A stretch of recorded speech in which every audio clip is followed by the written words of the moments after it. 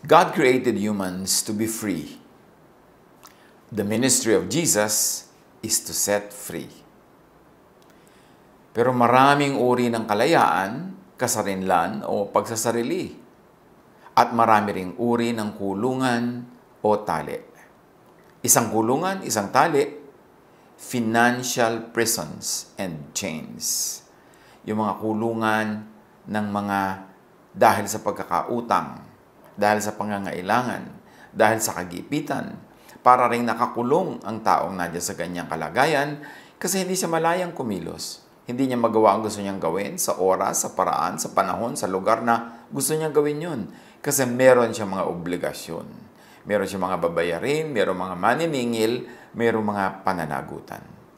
Ang pag-aaral natin ngayon, pinamagatan nating be financially free. Kailangan ang tao malaya ang bulsa. Pag malaya ang bulsa, malaya ang buong katawan, malaya pati mga hangarin, mga layunin at mga pangarap. Be financially free. Importante yan na maging pamantayan sa buhay, goal, o kaya ay yung gusto mong i-maintain na status sa iyong buhay. Huwag patali sa utang when avoidable. Habang kaya, habang pwedeng iwasang mapatali sa utang. Avoid yung mga pay later. Kasi hindi ka naman sure about tomorrow, kung malakas ka ba, kikita ka ba, o magkakaroon ka ng mga ibang gagastusin at pangangailangan. Tapos nakatalaga na, nakatali na yung kikitain mo pa lang, wala pa sa kamay mo. Avoid mga mortgages when possible.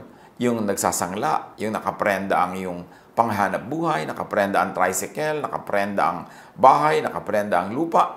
Kasi malaking stress sa buhay yan. At sinasabi lang naman natin, when possible, avoid. May mga panahon talaga na wala ka nang pwedeng maasahan kundi magprenda, magsangla, mangutang. Pero dapat yon sa mga bagay lang at mga panahon na life and death ang nakataya. Piliin kung ano talaga ang karapat dapat ipangutang, piliin kung anong karapat dapat iprenda, at para saan magpeprenda. Para maiwasan, ma-minimize ang makulong sa mga financial prisons. Avoid ang mga pag-guarantee. Yung utang ng iba, ikaw ang mag-guarantee, ikaw ang guarantor, ikaw ang sasagot. Kung hindi siya makabayad, edi ikaw ngayon ang biglang mauobligang magbayad. Mag-guarantee, yes, pero dapat handa ang loob mo na magbayad kung hindi magbayad yung original na may utang. Kasi pwedeng hindi siya makabayad. Kasi nangangailangan nga siya, kaya kailangan niya ng guarantor. Ibig sabihin, wala siyang pera, may pangangailangan siya. So, napakalaki ng chance na mahirapan din siya magbayad. So, pwedeng mag-guarantee, magandang mag-guarantee, matulungin yon, pero ihanda ang loob na pwedeng ikaw ang mag-end up paying. At huwag ka makipagkagalit, mang-away o sumama ang loob doon sa hindi makabayad, lalong-lalot sinikap naman niya ang kanyang kaya para makabayad, hindi lang talaga magawa. Kasi usually, yung mga magkakaibigan, magkakamag-anak na may isa mag-guarantee, pagka hindi na nakabayad yung talagang may utang, nagiging magkaaway pa yan for life. Kaya iwasan ang ganyang mga situation. At tayo naman, iwasan din natin na ipasubo ang kapwa by asking them to be our guarantors. Hanggat maaari, gumawa ng ibang paraan, huwag ipasubo ang sino man na siya ang mag-guarantee. Kasi hindi naman tayo nakakatiyak na mapapanindigan natin ang ating mga pananagutan. Paano naman yung nag-guarantee? Kawawa naman siya. Ganyan din sa simpleng-simpleng bagay. Halimbawa, kahit sa social media, merong i-like nyo naman yung aking post, i-like nyo naman yung contest na sinalihan ng anak ko, i-like nyo naman yung product namin. Paano kung yung gusto nyo mag-like, gusto nyo mag-promote, meron siyang reservations, meron siyang mga alinlangan na parang ayaw niyang itaya yung pangalan niya, karangalan niya, credibility niya doon sa product mo o sa post mo. So let's try not to ask people to do that for us. Kasi kung gusto naman nila na mag-guarantee, gusto naman nila na mag-like, mag-promote, mag-endorse, ipaalam lang natin na meron tayong ganong sitwasyon, bahala sila mag-decide kung gusto nila. But don't ask. Kasi mga tao, kuminsan hindi lang makatanggi, pero sumasama loob o naiinis sa atin when we ask them to be guarantors or to be endorsers or to promote whatever we are promoting. Meron naman talagang maninindigan, ayaw nilang itaya yung pangalan nila o credibility nila. Magtatampo tayo, magagalit, masisira ang mga relationship.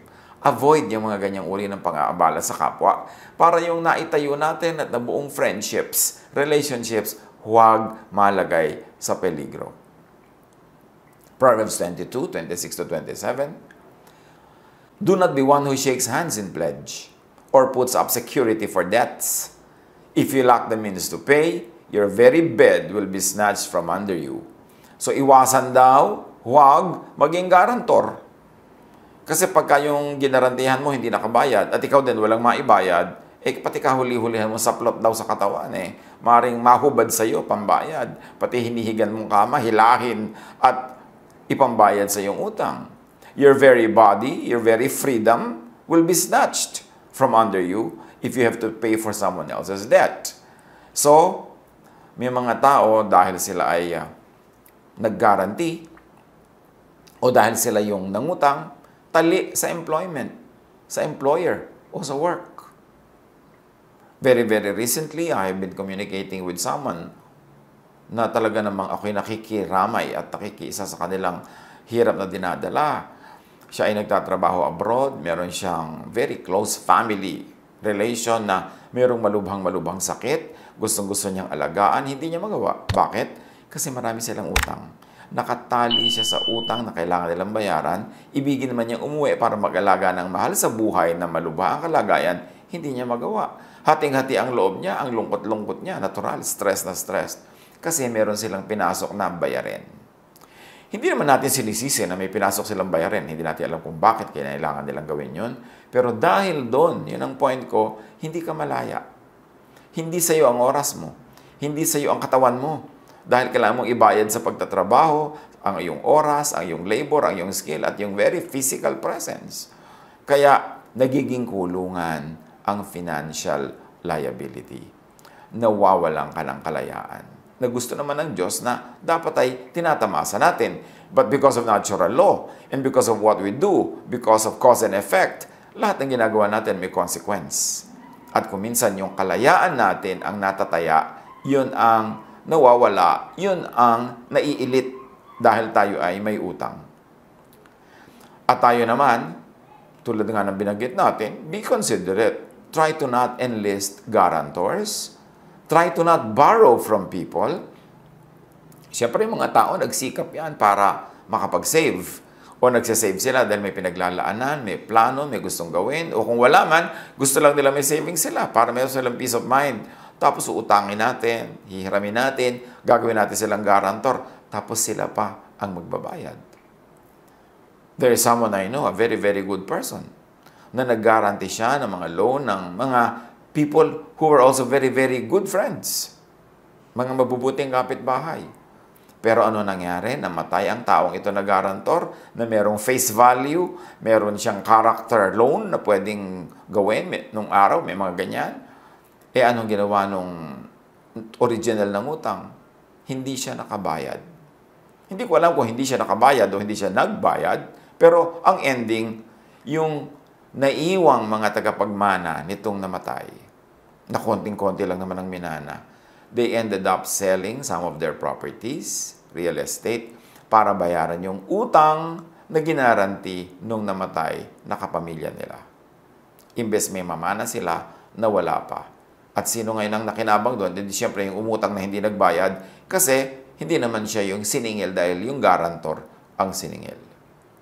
At sa ating mga kamag-anak, sa mga miyembro ng pamilya, yung mga tinatawag na dependents, help your breadwinner to not get into debt. Tulungan nyo na huwag siyang kailangang mangutang sa pamamagitan ng kung ang iyong breadwinner ay nag-iisa lang. Ang mga members ng family, dapat umimbento ng paraan para kumita. Sa dinami-rami ng pwedeng i-sell online. Bakit inuubos sa mga oras, sa mga games, sa mga walang kwentang daldalan, kwentuhan, at kumisan pakikipag-away pa, o pag ni-display ng kinakain, o ng pasyal, o ng damit, o ng gadget, samantalang the same time could be used for business, to sell something, to earn. So kung meron kayong breadwinner, huwag namang kaisa-isang siya na lamang ang nagbabalikat, nagdadala ng lahat ng gastos, lahat siya hanggang dental floss mo, siya talaga ang magbabayad, no? Hanggang lahat ng load mo sa phone, yan talaga yung tatay mo o nanay mo magbabayad. Dapat tumulong tayo, umimbento tayo ng income. Pagka we are old enough and healthy enough to spend, therefore we are old enough and healthy enough to earn. Tulungan nating huwag mabaon sa utang ang ating mga breadwinners, at kung nagkaroon na nga ng utang, tulungan natin to pay debts. By saving, by conserving, by not asking for unnecessary things, para yung mga konting kinikita nila maibayad agad sa utang at lumaya sa pagkakautang. Kaya kung may utang, bayaran agad. Basta kaya, hanggang kaya. Bakit naman kasi yung mga iba napakabilis mangutang, magaling mangutang, pero pag bayaran na ang tagal, halos ayaw bitawan ng pera kahit nagkakapera na. Kahit may pambayad na, partially or fully, pag oras na ng bayaran, ayaw nang bitawan yung pera. Siyempre kasi you feel empowered pag may hawak kang pera. Pero tatandaan natin, kung tayo'y may utang, yung perang hawak natin ay hindi atin. Dapat yon agad-agad pumunta sa pinagkakautangan natin. We should reward those who lend to us, those who help us in times of need, not punish them by, one, borrowing from them and making them stressful, making them worry, and two, by not paying on time, or not paying fully. Pag tinulungan ka ng kapwa sa panahon ng pangangailangan, pinahiram ka, dapat nagkakandara pa ka magbayad. Kung meron ka ng konti, ibayad mo na uli para kumukonti yung balance, at siya naman, tumatahimik ang loob niya. Napapatunayan mong willing ka naman talaga magbayad. At nagagamit na rin niya kahit partially yung perang ipinahiram niya sa'yo. Dapat lahat lumalaya. Dapat lumalaya yung nangutang, pero dapat mahalaga rin palayain yung nagpautang. Proverbs 22:7, the rich rule over the poor, and the borrower is slave to the lender. Isang malaking dahilan kung bakit dapat tayong lumaya agad sa pagkakautang, para tayo'y hindi sunod-sunuran, api-apihan sa mga nagpapautang sa atin. Para kung gusto nating mag-alaga ng mahal natin sa buhay, gusto nating merong gawin, merong unahin, pwede, hindi yung wala kang choice. Papasok ka sa trabaho kasi nakabaon ka sa utang, o yung kikitain mo, may commitment na napupuntang babayarin. So mahalaga, huwag tayong maging slave to the employer and slave to the lender. And the only way to do that is to be financially independent, to be financially free and viable. Romans 13:7-8. Give to everyone what you owe them. If you owe taxes, pay taxes. If revenue, then revenue. If respect, then respect. If honor, then honor. And if I may add, if utang, then utang. Bayaran ang utang. Ano man ang ating utang, bayaran. Kung yun man ay utang na loob, yun man ay utang na pera, yun ay utang na oras, bayaran. Kung may restrictive arrangement, kumawala agad. Halimbawa, may credit card ka, ginamit mo, kailangan bayaran mo agad yan. At ang hanggat kaya, unahing bayaran ng buo. Kasi mga credit card, meron niyang paniningil. Sasabihin, this is your utang, X. Pero ang pwede mo lang minimum ibayad, Y. No? Letter Y. Pwedeng kapraso lang ibayad mo. Ang totoo, gustong-gusto ng mga credit card companies yun, na kapraso lang ibayad mo. Bakit? Kikita sila ng interest. Doon talaga sila kumikita pagka hindi ka makabayad. Kasi araw-araw, bawat inhale, bawat exhale mo, nadadagdagan na interest. So ayaw nila nga nung bayad ka agad kasi wala silang kinita sa interest. So gustong-gusto nila yon dahil na perfect na nila ang way of paniningil. Kaya siguradong in the end, sila magwawagi. Kaya kailangan bayaran mo na lang agad.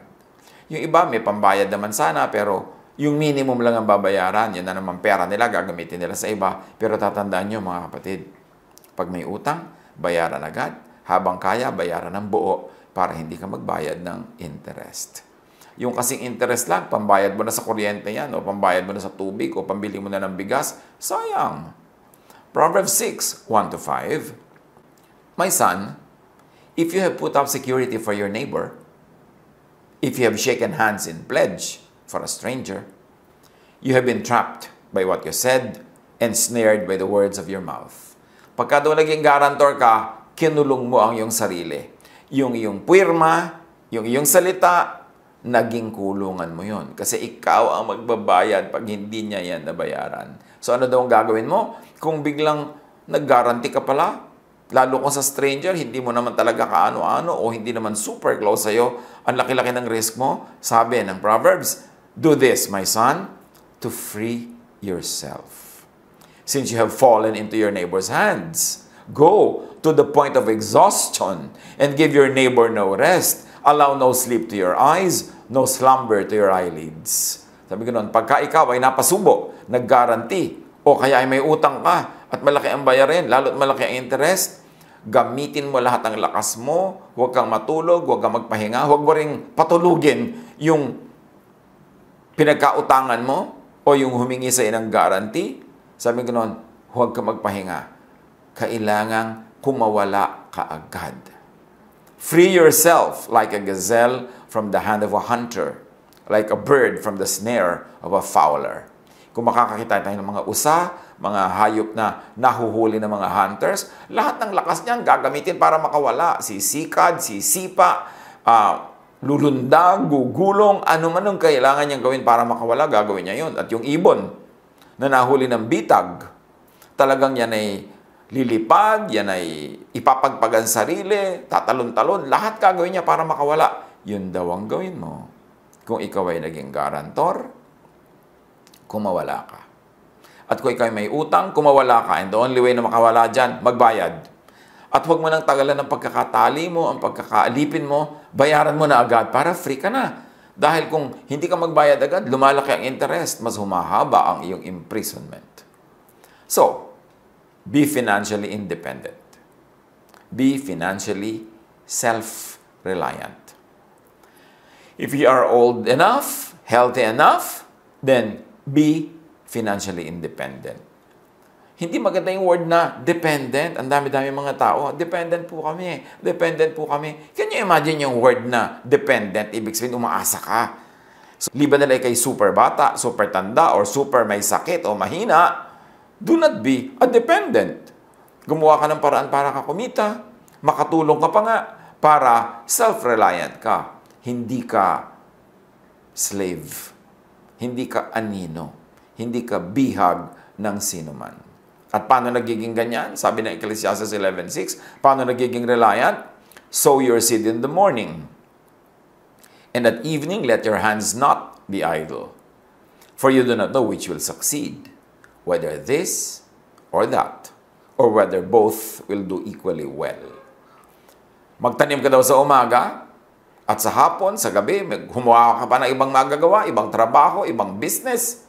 Kasi hindi mo naman alam kung alin sa mga ginagawa mo ang magbubunga ng marami, alin ang tutubo, alin ang magdadala ng income. So, gawin mo ang mas marami pang ibang options. Dagdagan mo yung ginagawa. Do not put all of your eggs in one basket. Huwag umasa sa isa lang trabaho. Buong pamilya, huwag umasa lang sa isang nagtatrabaho para lahat kayo mas secure ang footing. Kung lahat ng isang buong pamilya umaasa lang sa isang nagtatrabaho, paano? Huwag naman. Kung sumakabilang buhay bigla yung nagtatrabaho na yon.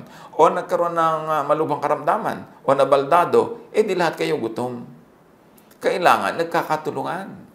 Para mga daliri sa kamay yan. Iba ang function ng hintuturo, ng hinlalaki, ng hinliliit. Iba-iba ang mga functions. Kasi, ganun din dapat ang pamilya. Nagkakatulungan. At ang kailangan ng mga tao, aware sila na huwag maging dependent unless too young, too old, or too sick. Kumita, gumawa ng paraan. At kung walang pagkakakitaan o kaya ay full-time nag-aaral, etc., at least magtipid. Huwag kang imbento ng mga gastos at iiwas ang sarili sa mga activities na pwede kang ending, ma-aksidente ka, ma-hospital ka, maghirap kayo kapapagamot sa'yo. Kailangan ayusin ang buhay para konti lang ang chances na papasok kayo sa isang financial horror. Magtulungan. Kahit nga mga nag-aaral, kung gusto mo talagang kumita, pwede kang magtinda sa iyong mga classmates. Ang dami-dami pwedeng itinda kung gusto mo talagang magtinda. Ang dami-dami ng oras para sa social media. Bakit hindi pagkakitaan kahit pa lang half of that time? Better kung 3/4. Huwag mo namang ubusin yung mga libangan mo o gusto mong gawin. Pero ang tanong, nag-ubus ka ng ilang oras sa social media, may kinita ka ba? May natutunan ka ba that will lead to earning? Dapat importanteng iniisip yung mga ganyan. Tulad ng Proverbs 31, 17 to 18, describing a most ideal wife and mother. She sets about her work vigorously. Her arms are strong for her tasks. She sees that her trading is profitable, and her lamp does not go out at night. Malalakas daw ang mga bisig niya para magtrabaho. At tinitiyak niya na lahat ng mga negosyo niya kumikita, may tubo, at hindi daw siya nauubusan ng langis sa gabi. Ang mga ilaw niya hindi biglang namamatay na lamang dahil wala silang langis. Dahil well provided for ang kanyang household, may mga supplies, may mga stock. Ganon dapat tayo, hindi lang yung nanay, hindi lang yung wife, lahat ng members ng family. Proverbs 28:19, those who work their hands will have abundant food, but those who chase fantasies will have their fill of poverty. So isa pa yan na paraan para hindi tayo magutom, hindi tayo mangutang o sumobra pa ang ating income. Sabi ko na, those who work their land will have abundant food. Meron akong isang realize na napakarami mga tao nagtatrabaho sa city, specifically sa Metro Manila at marahil sa iba pa mga big cities of our country. Nagtitiis sila sa halos ay very miserable living conditions, sa anliliit na sweldo, long hours. Tapos malalaman mo, ang dami nilang lupa sa probinsya. May mga lupain silang nakatiwangwang. May mga bungang kahoy silang nalalaglag sa lupa at nabubulok doon, hindi nakokolekt. Marami silang pwedeng pagkakitaan doon, pero hindi sila na namamalagi. Nagsisiksik sila sa mga cities na sayang ang mga assets nila. Siyempre, marami silang dahilan. Yung, ay mahirap magbenta, ay ganito, ay ganon. Pero ang point is, sabi sa Bible, those who work their land will have abundant food. At siyempre, hindi lang land yan. May equivalent na yan. Those who work their capital. Those who work whatever. Ang pagkakakitaan nila, asset na binigay sa kanila ng Diyos, magkakaroon sila ng maraming pagkain. Dapat lumagay tayo sa lugar. Be financially abundant. Diba? Una, be financially free, wala kang utang. Then, be financially independent. Tapos, palampasin mo pa doon, be financially abundant. Yung meron kang kinikita na lampas pa sa yung personal na pangangailangan. And the way to abundance, produce surplus. Kumita ka ng higit sa iyong pangangailangan, magtanim ka ng higit sa iyong kailangan, anihin at kainin, para may sobra-sobra. Proverbs 30:22, a good person lives an inheritance for their children's children. Good person daw yung meron ka na impok, na itabi, maipamana, hanggang sa iyong anak at hanggang sa iyong apo. Hindi naman ibig sabihin na bad yung hindi nakapagpamana o nakapagbigay, paano naman kung talagang hindi ka pinalad o kaya ay talagang napakarami mong gastos sa sinuong o maraming mga dilubyong dumating sa iyong buhay. Pero ang ibig sabihin lang nito, goodness is defined as producing surplus.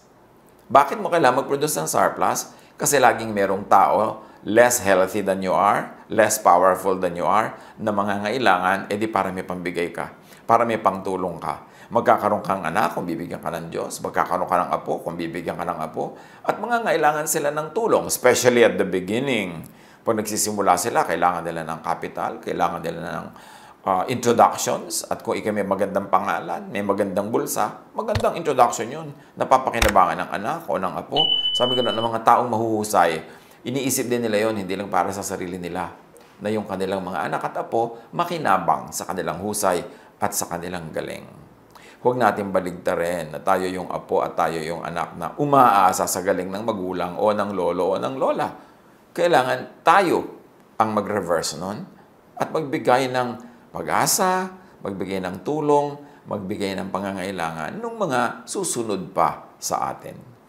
Psalm 128:2, you will eat the fruit of your labor. So, yes, maraming mga nag-i-eat, pero fruit nino, fruit ng labor ng iba. You will eat the fruit of your labor, blessings and prosperity will be yours. So, ano ang blessedness dito? Production. Kailangan magaling ka sa production para hindi ka maging financial slave, para ikaw maging financially free. Proverbs 21:20, the wise store up choice food and olive oil, but fools gulp theirs down. So ano dito ang goodness? Ano magandang gawin? Conservation.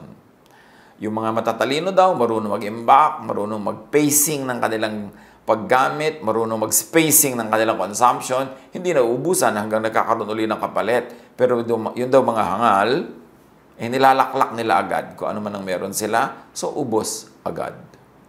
Psalm 15:5, who lends money to the poor without interest?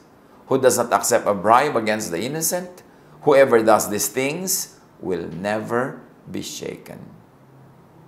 Pagka daw ikaw ay nagpapautang sa nangangailangan nang hindi mo pinapatawan ng interes, ibig sabihin, hindi ka nagsasamantala sa pangangailangan ng kapwa, lalo kung mapera ka naman, aanin mo pa yung interest. At kung ikaw daw ay hindi tumatanggap ng suhol laban sa kaso ng mga walang sala, ang mga gumagawa niyan ay magiging matatag, di sila matitinag. Psalm 112 verse 5, good will come to those who are generous and lend freely, who conduct their affairs with justice. In other words, ano ang paraan dito para maging financially free? Di ba yung una, production, and then conservation. Ngayon, goodness, kindness to the needy. Meron din siyang ginagawang mabuti sa'yo, nagiging productive ka, nabe-bless ka, you become financially free and independent. Why? Because everything we do in the universe has consequences. At ang mga ginagawa nating mabuti ay may bunga. Lalo kabutihan sa mga kawawa, sa mga kapuspalad, at sa mga maralita. Sabi ng Ecclesiastes 7:12, money is a shelter. Silungan ang pera. Muog, bahay, sandalan, dingding, pader, bakod. Money is a shelter. Ecclesiastes 10:19, money is the answer for everything. Marami kasi mga religious people, akala mo naman they really hate money, para hindi sila mahilig sa pera. Pero ang point, hindi naman tayo pinagbabawalan na gumawa ng pera, mag-impok ng pera, ng sobrang-sobrang pera, kasi maraming buting magagawa ang mga sobrang yan. Ang sinasabi lang, do not love money above God or above other people or above your own soul. But do make money and value money. Proverbs 31:25, ang babae daw na magaling magtrabaho, masipag, marunong, may abilidad, she is clothed with strength and dignity. Ibig sabihin, may pera. She can laugh at the days to come. Ibig sabihin, secure. So, work to earn and conserve money. Save money. Live within your means. Sabi na matatanda, habang maiksi ang kumot, matutong mamaluktot. Pagkasyahin mo ang sarili mo sa 1 square foot na kumot o 1 square meter na kumot. Kung talagang yun lang ang kumot, live within your means. Borrow only for life and death needs. Don't borrow money para mag-party, para bumili ng bagong damit, para bumili ng bagong gadget, lalo't hindi naman panghanap buhay yung gadget. Don't borrow money for mga reparations and mga improvement ng bahay na hindi naman necessary. Hindi naman dahil tumutulo yung bubong o lumulubog ka sa baha o nakikita ka na ng neighbor dahil wala kang dingding. Piliin ang mga paraan kung kailan lang talaga kailangan manghiram. Kasi nga, the borrower is a slave to the lender. At kung tayo naman ang may resources, tayo yung nilalapitan at kaya naman natin lend freely. Huwag na tayo mag-charge ng interest hanggat maaari. Bakit? Kaya nga nanghihiram yung mga tao dahil gipit. Tapos papatawan mo pa ng sobrang interest. E di para man rin silang sinakal. Pinayagan mo lang huminga sila sandali pero sasakalin mo na naman uli sa yung sobrang interest. At yung mga may utang, nangutang, pay soonest. Be responsible. Tinulungan ka ng tao umutang sa'yo. The first moment na may pera ka, basta kaya mo, meron ka ng basic na kakainin mo, mga pangangailangan mo sa buhay, ibayad mo na agad yung iba. Para huwag naman siya mag-alala, huwag siya madala, and to be fair, para magkaroon na rin siya ng peace of mind. And pay cash completely. Pagka meron kang utang, lalo credit card, cash mo bayaran. Ibig sabihin yung buo, hindi kulang, hindi installment, basta kaya mo. Or save first. Importante. Pagka meron kang gustong bilhin, mas maganda sana hindi yung installment kasi meron yung financing may interest yun. Kung kaya mo naman magtiis, maghintay-hintay, mag-save ka muna pag nabuo mo na yung pera at saka ka bumili ng bibilin mo, mas mura pag cash kaysa sa installment. Lalo kung hindi ka makabayad sa installment, nagkakaroon pa yan ng interest. Avoid paying interests. Sayang yung pera. Pangkain mo na, pambili mo na ng kailangan, napunta pa sa interest. And pay hulugan only when you are ready na ma-forfeit ang inihuhulog. Halimbawa, kukuha ka ng hulugan, tapos kung minsan may mga balloon payments yan sa dulo, pumasok ka lang sa ganyang arrangement kung handa kang pagdating nung dulo na wala kang pang balloon payment, mawala yung hinulog mo, ma-forfeit at hindi na matutuloy ang bilihan. Pero kung everything yung ihuhulog mo, tapos hindi ka sure doon sa malaking balloon payment sa dulo, paano kung wala kang ganun pera pagdating ng singilan? Mababaliwala, mareremata yung napakalaking portion ng ibinayad mo. Magka-refund ka man, ang liit.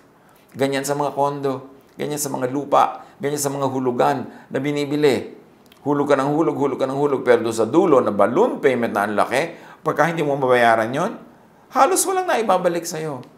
So, okay, kung gusto mo talagang magbayad ng hulugan dahil wala ka naman pang cash at gusto mo na ma-enjoy yung bagay na yon, maging willing ka lang na mawala yan sa dulo pag hindi mo kayang bayaran yung balloon payment, yung last trench ng bayaran.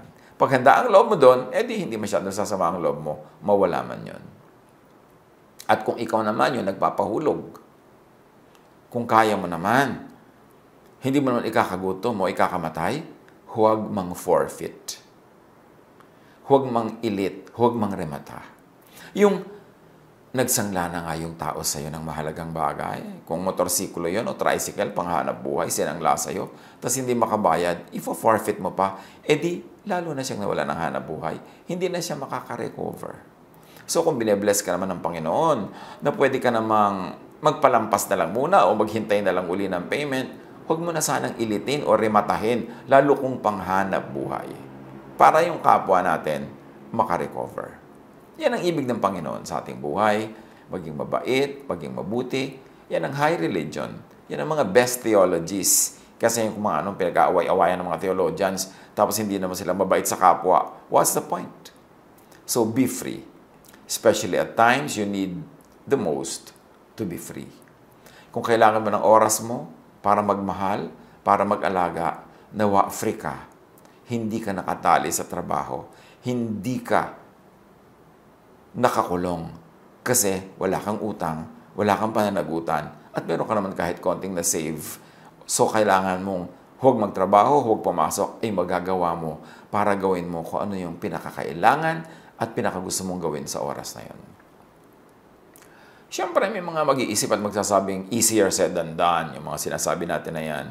Pero anong gusto nyo ipayo ko sa inyo? Sige, mangutang kayo. Sige, magpakalubog kayo sa utang. Sige, manuba kayo. Siyempre, ipapayo natin yung nakaayon sa mga katuruan ni Jesus. Mga nababasa nating magagandang katuruan sa Biblia na pag sinala mo sa Jesus filter, pasado, so pwede nating apply in all times, in all places, in all situations. At yan ang pinakamabuting gawin. Reviewin natin na ganito mga aral. Maraming mga tao, they get into cycles of debts because of their habits. Ang hilig lang talaga mangutang kahit hindi kailangan. Tapos ang hilig hindi magbayad. Tapos buhol-buhol ang utang. Tapos, somebody has to pay. Sila o mahal nila sa buhay. Pag-isip-isipan natin yan. Marami tayong ginagawa. Bunga rin ang mga itinanim natin kahapon, last week, last month, last year, 10 years ago. Kasi ang itinanim, inaani. Kung patuloy tayo nagdarahop, meron tayong itinatanim na ang ani, karalitaan. Palitan natin ang tanim. Palitan natin ang ating paraan ng pag-iisip at pamumuhay para mapalitan ang ating buhay. Kung meron kang gustong baguhin sa iyong buhay, dapat may baguhin ka sa iyong pag-iisip. Kasi ang buhay natin ay bunga lang ng kung paano tayo mag-isip.